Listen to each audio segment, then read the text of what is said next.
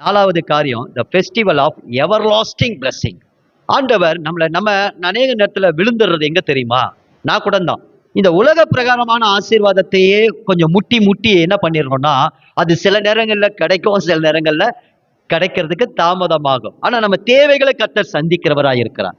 அதன் நிமித்தம் நம்ம அவரை மாதிரி இல்லையே, நம்ம இவரை மாதிரி இல்லையே அப்படின்னு நினைச்சுதான் நம்ம அநேக நேரத்துல விழுந்துடுறோம். ஒரு விஷயத்த பிசாசு இந்த உலகத்தை காட்டி நம்மளை மறைக்கிறான். என்னன்னா, எவர் லாஸ்டிங் பிளெஸிங். அவர் நித்திய பிதா, நித்தியத்துக்குரிய ஆசீர்வாதத்தை உங்க மேல வச்சிருக்கிறாருங்க. அழிந்து போகிற இந்த உலகத்தின் காரியங்கள் கொஞ்ச காரியம். ஒருவேளை உங்களுக்கு வீடு வாசல்கள் இருக்கா என்னன்னு தெரியல. கர்த்தர் உங்களுக்கு இந்த ஆண்டுல வீடு வாசல்களை உண்டு பண்ணி தருவாராங்க. ஆமென். ஒருவேளை இல்லைன்னா கூட கவலைப்படாதீங்க. ஏன்னா மிஸ்டரி லைஃப்ல அதெல்லாம் எதிர்பார்க்க முடியாது. போற இடம்லாம் அவங்க வீடு தான், வாசல் தான். ஆனா அவங்களுக்கு நான் ஒண்ணு சொல்றேன், இந்த பூமியில வீடு வாசல் இல்லைன்னா கூட அவர் நித்தியத்துல நமக்கு ஒரு வீட்டு வாசலை உண்டாக்கி வைத்திருக்கிறார். ஹல்லேலூயா. அப்ப பாருங்க, நித்திய ஆசீர்வாதம், நித்திய பிதா. இந்த நித்திய பிதா என்பதற்கு ஒரு சத்தியத்தை மட்டும் நான் சொல்லி அடுத்து நான் கடந்து போறேன் பாருங்க. கடைசியா சொல்லி நான் முடிச்சிடுறேன் பாருங்க. நித்திய பிதா அப்படின்னா, நான் சொல்றேன், நீங்க ரட்சிக்கப்படுவதற்கு முன்னாடி உங்க அப்பா யாரு?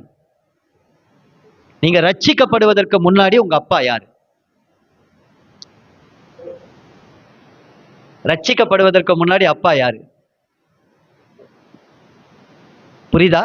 புரியலையா? இன்னும் ரட்சிக்கப்படுவதற்கு முன்னாடி உங்க அப்பா யாரு அப்படின்னு சொன்னா, ஆதாம். ஆதாம் மூலியமா தான் என்ன வந்தது? பாவம் வந்தது, மரணம் வந்தது, சாபம் வந்தது. எல்லாமே யாரெல்லாம் வந்தது? ஒரு மனிதனால எல்லாமே உள்ள வந்தது. அப்ப ஆதாம் தானே அப்பா. அவர் தானே எனக்கு சொத்து சேர்த்து வச்சுட்டு போனாரு. அவர் சொத்து தானே பாவ சொத்து, சாப சொத்து, மரண சொத்து, பயம் எல்லாமே எங்க வந்தது? அவர் மூலியமா தான். அவர் உடன்படிக்கையை மீறினதுனாலதான் அந்த வித்தா என் வழியா வந்தது. இப்போ நான் சொல்றேன், நித்திய பிதா யாரு அப்படின்னா, 2ஆம் ஆதாமாகிய இயேசு கிறிஸ்து. இப்போ இவர் வந்து 2ஆம் ஆதாமா பலியானதுனால இப்போ இவர் மூலியமா எனக்கு என்ன வருது? எனக்கு அந்த நித்தியத்துக்கு இழந்து போன எல்லா ஆசீர்வாதம் வருது. இதை நான் எப்படி உண்டாக்குவேன்? அந்த மகிமையின் நம்பிக்கையாய் அவர் எனக்குள்ளே இருக்கிறார். அப்ப எங்க வந்துட்டார்? எனக்குள்ள வந்துட்டார். அவரே ஜீவனாய் இருக்கிறார், அவரே ஆவியாய் இருக்கிறார், அவரே எனக்குள் ஒளியாய் இருக்கிறார். அதனாலதான் நான் தப்பு செய்யும் போது என் மனசாட்சி எனக்கு முதலாவது எனக்கு சாட்சியிடுகிறதா இருக்கிறது. ஹல்லேலூயா. அப்ப அந்த கிறிஸ்து ஜீவன் எனக்குள் இருக்கிறார். அப்ப 2ஆம் ஆதாமாகிய இயேசு எனக்கு வந்துட்டார். இப்ப எனக்கு பிதா யாரு? இயேசுதான் எனக்கு நித்திய பிதாவாய் இருக்கிறார். அப்ப நித்தியத்துக்குரிய ஆசீர்வாதங்கள் எல்லாம் யார் மூலியமா எனக்கு வருதுன்னா, இயேசு கிறிஸ்துவின் மூலமாக தான் வருது. அதனாலதான் உலக தோற்றுவதற்கு முன்னதாகவே ஆவிக்குரிய உன்னதங்களின் ஆசீர்வாதங்களினாலே உங்களை எண்ணி தெரிந்து கொண்டிருக்கிறார். அப்ப அததான் சொல்லுகிறார், தேவனுடைய ராஜ்யத்தின் நீதியின் தேடுங்கள், இவைகள் கூட கொடுக்கப்படும். உலகத்தின் ஐஸ்வர்யத்தையே, பரலோகத்தின் ஐஸ்வர்யத்தையே உங்களுக்கு தந்திருக்கிறவர் மற்ற எல்லாவற்றையும் அருளாதிருக்கிறது. அப்படி எனக்கு அன்பானவர்களே, எவர்லாஸ்டிங் பிளெஸிங். நாம் அவருடைய பிள்ளைகள், நாம் அவருடைய பிள்ளைகளா இருப்போம். நான் இன்னைக்கு சொல்றேன், கர்த்தர் நம்மளை நடத்துவார். ஆவிக்குரிய ஆசீர்வாதங்களை நமக்கு தந்து நடத்துவார். உங்க மேல கிரீடம் இருக்குன்னு சொல்றேன். ஆமேன். உங்க மேல கிரீடம் இருக்குன்னு சொல்றேன். சத்துரு மேல வெட்கம் இருக்குன்னு சொல்றேன்.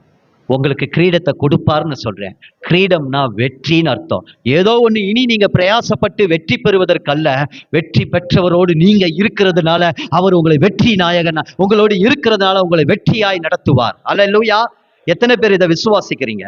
அதனாலதான் யோவான் 14:1 உங்கள் இருதயம் கலங்காது இருப்பதாக. அதனாலதான் மேய்ப்பர்களுக்கு சந்தோஷம், அன்னைக்கு சாஸ்திரிகளுக்கு சந்தோஷம், மரியாளுக்கு சந்தோஷம். அன்னைக்கு இயேசு கிறிஸ்துவுடைய பிறப்புல இருந்த அந்த எல்லாருக்குமே என்னது? சந்தோஷம். எல்லாருக்கும் சந்தோஷம். யோவான் ஸ்நானகன் பிறக்கும் போது சகரியா எலிசபெத்துக்கு சந்தோஷம். எல்லாருக்கும் சந்தோஷம். ஏன்னா அவர் நித்திய பிதா, நித்தியத்தின் ஆசீர்வாதத்தை இந்த உலகத்திற்கு கொடுக்க வந்திருக்கிறார். ஏதோ மரணத்தோட வெந்ததை தின்னுட்டு விதி வந்தா போகக்கூடிய வாழ்க்கை அல்ல கிறிஸ்தவ வாழ்க்கை. இம்மையிலும் மறுமையிலும் இருக்கக்கூடிய ஒரு மகத்தான ஒரு வாழ்க்கை.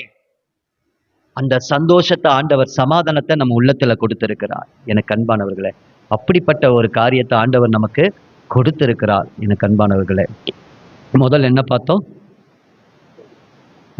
அதிசயங்களை செய்கிறவராய் பார்த்தோம். 2வது என்ன பார்த்தோம்? ஆலோசனை கர்த்தராய் பார்த்தோம். 3வது என்ன பார்த்தோம்? வல்லமை உள்ள தேவன். 4வது என்ன பார்த்தோம்? நித்திய பிதா, எவர்லாஸ்டிங் பிளெஸிங். நித்தியத்துக்குரிய ஆசீர்வாதத்தை நமக்கு வைத்திருக்கிறார். அதனாலதான் ஆண்டவர் யோவான் 14:1 சொன்னார், உங்கள் இருதயம் கலங்காதிருப்பதாக நீங்கள் என்னிடத்திலும் என் தேவனிடத்திலும் விசுவாசம் உடையவர்களாயிருங்கள் என்று சொன்னார். எனக்கு அன்பாளர்களை இயேசு வரப்போகிறார். நம்மளை அந்த நித்தியத்திற்கு கொண்டு போக போகிறார். அதனால தேவ ஜனமே, மனம் திரும்பி நீங்கள் செவி கொடுத்தால் தேசத்தின் நன்மையை புசிப்பீர்கள் என்று ஏசாயா 1:19 சொன்னது போல, இந்த கிறிஸ்மஸ் ஃபெஸ்டிவல் ஆண்டுல நம்ம நித்தியத்துக்குரிய ஆசீர்வாதத்தை உடையவர்கள் அப்படினாலே இந்த உலகத்தின் இச்சை, மாம்சத்தின் இச்சை, ஜீவனத்தின் பெருமைகளை இன்றைக்கு வெறுத்து ஆண்டவருக்கு நாம் இடம் கொடுப்போமானால் நித்திய ஆசீர்வாதம் நம்ம சிரசின் மேல் தரித்தவர்களாய் உங்க வாழ்க்கையில வெற்றியை காண்பீர்கள். ஈச் அண்ட் எவ்ரி திங் காரியத்துல நம்ம வெற்றியின் மேல் வெற்றியை பெற தேவன் நம்மை நடத்துவார்.